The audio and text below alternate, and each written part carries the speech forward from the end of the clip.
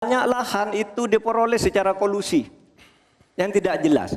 Masukan negara itu salah satunya adalah dari kepemilikan lahan yang luas. Banyak kepemilikan lahan yang berlebihan.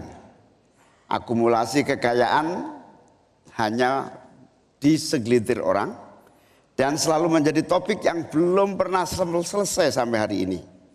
Pertumbuhan ekonomi yang tinggi hanya dinikmati oleh segelintir orang karena akses kepemilikannya juga terbatas. Pemerataan menjadi kata yang tidak bermakna.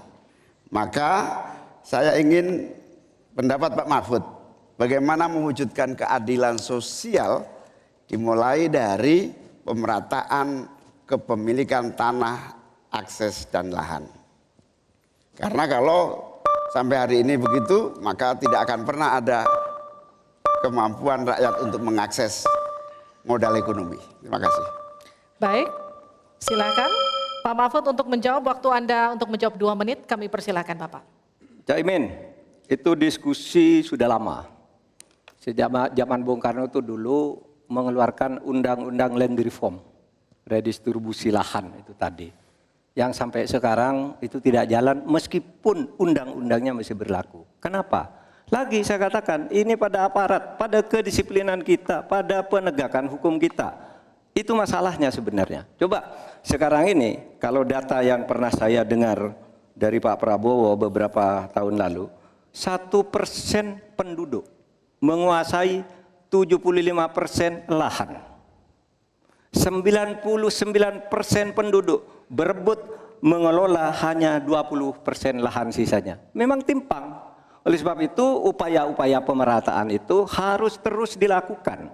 Nah caranya, saya sebelum masuk ke caranya tadi, caranya tentu kita lihat fakta yang ada di lapangan. Betapa sekarang ini banyak lahan itu diperoleh secara kolusi yang tidak jelas. Saya pernah dikritik, Pak kenapa ini pemerintah ini sekarang kok lahannya tidak jelas, diserahkan ke orang semua, rakyat tidak kebagian. Saya tanya, mana daftar lahan? Saya minta ke Kementerian Pertanian. Oh ini dibuat tahun sekian, ini tahun sekian, ini tahun sekian, tahun sekian. Saya tahu di mana masalahnya dan siapa yang membuat ini. Ini yang harus ditertibkan. Apalagi sekarang lahan-lahan ini tiba-tiba diduduki orang.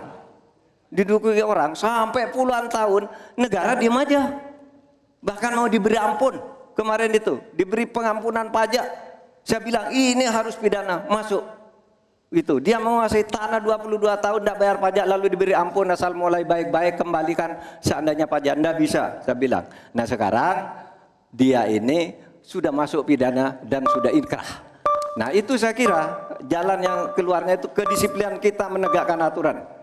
Itu saja saya kira jawaban yang menurut saya simpel dan tepat, selesai. Baik, silakan Pak Muhaimin untuk memberikan tanggapan dari jawaban Pak Mahfud tadi.